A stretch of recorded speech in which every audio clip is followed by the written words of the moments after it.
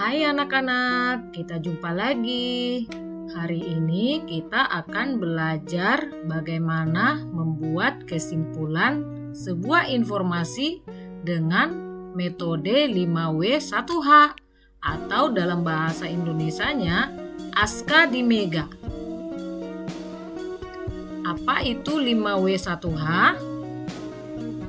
Setiap informasi biasanya mengandung aspek kata tanya 5W1H atau Aska di Mega.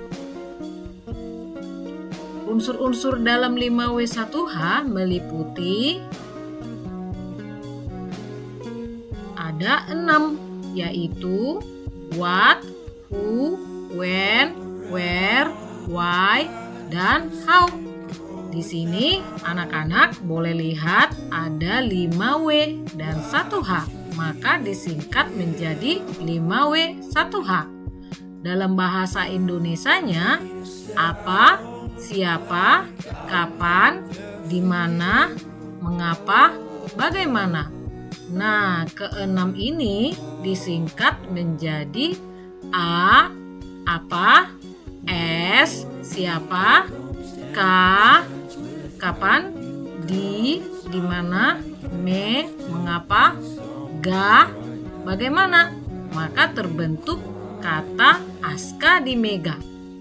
Nah, anak-anak, itu adalah unsur-unsur kata tanya yang bisa kita gunakan menyimpulkan sebuah informasi. Nah, sekarang Ibu akan ajari satu persatu ya. Yang pertama, kata apa. Kata ini untuk menjawab pertanyaan seputar apa yang sedang terjadi, untuk mengumpulkan fakta sebanyak-banyaknya yang berkaitan dengan kejadian yang terjadi. Ini adalah contohnya. Peristiwa apa yang sedang terjadi? Apa dampaknya? Apakah peristiwa tersebut menimbulkan kerugian? Apa pendapat orang-orang tentang kejadian tersebut? Nah, anak-anak, semua pertanyaan tentang kata tanya apa itu untuk mengetahui apa yang sedang terjadi. Yang kedua adalah kata siapa. Nah, kalau kata siapa ini berarti bertanya tentang orang atau subjek. Nah, di sini artinya untuk memberikan informasi seputar orang-orang yang terlibat dalam cerita yang Anda tulis atau dalam informasi. Selain pelaku utama dalam cerita, perlu dijelaskan pula pelaku atau orang-orang lain yang turut mendukung cerita tersebut bisa terbentuk. Contohnya, siapa juara 1 Olimpiade Math tahun ini? Siapa yang menemukan mesin cuci pertama sekali? Siapa presiden yang dicintai masyarakat? Nah, ini kata tanya siapa untuk mengetahui siapa pelaku utama atau yang lainnya dalam sebuah informasi. Yang ketiga adalah kapan. Artinya, ini untuk memberikan informasi yang akurat terhadap peristiwa yang terjadi. Ini juga bertanya tentang waktu. Contohnya, kapan kejadian itu diketahui? Kapan berita itu ditayangkan? Kapan pilkada Sumut dilaksanakan?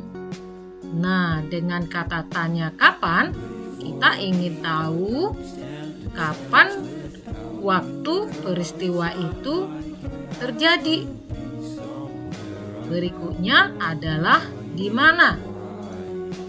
Nah, artinya untuk mendukung pembaca dalam memahami alur cerita disertai keterangan tempat yang jelas atas suatu peristiwa.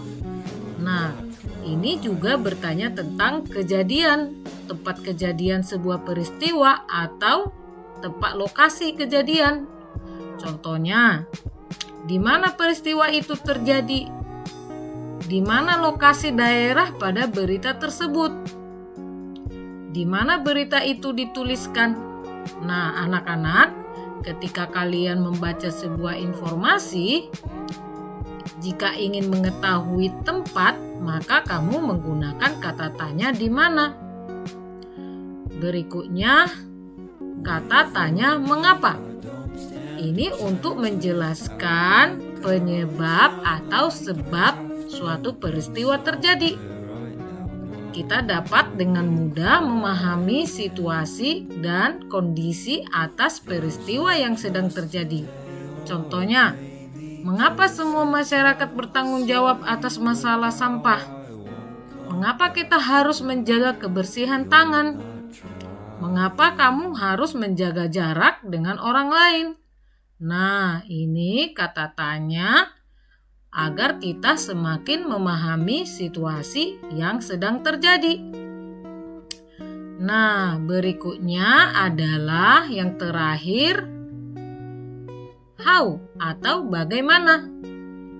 Nah, artinya untuk menjabarkan bagaimana proses terjadinya peristiwa. Juga bertanya tentang caranya. Nah, contohnya, bagaimana cara menghindari penularan virus corona? Yang kedua, bagaimana penyelesaian yang diambil oleh pemerintah kota tersebut? Bagaimana cara menghargai jasa para pemulung? Nah, kata tanya bagaimana itu menjawabnya kamu harus menjelaskan prosesnya atau caranya. Nah, anak-anak, dengan kamu mengetahui 5W1H atau ASKADMEGA sebuah informasi, berarti kamu bisa menyimpulkan sebuah informasi. Nah, contohnya ini adalah sebuah artikel, judulnya Gempa Bumi Lombok. Nah, anak-anak, kamu boleh baca ini beritanya. Nah, berita tersebut bisa kita simpulkan dengan menggunakan pertanyaan 5W1H. Misalnya, peristiwa apa yang terjadi? Siapa yang terlibat? Kapan peristiwa terjadi? Di mana peristiwa tersebut terjadi? Mengapa peristiwa tersebut bisa terjadi? Bagaimana proses kejadiannya? Nah, anak-anak, jika kamu mau membuat kesimpulan dari artikel yang tadi, kamu bisa jelaskan satu persatu dari unsur-unsur 5W1H ini atau ASKADMEGA ini. Maka susun di dalam sebuah paragraf, maka kamu dapat menyimpulkannya dengan baik. Gampang kan anak-anak? Selamat belajar ya, semoga informasi ini dapat menambah pengetahuanmu. Terima kasih, God bless you.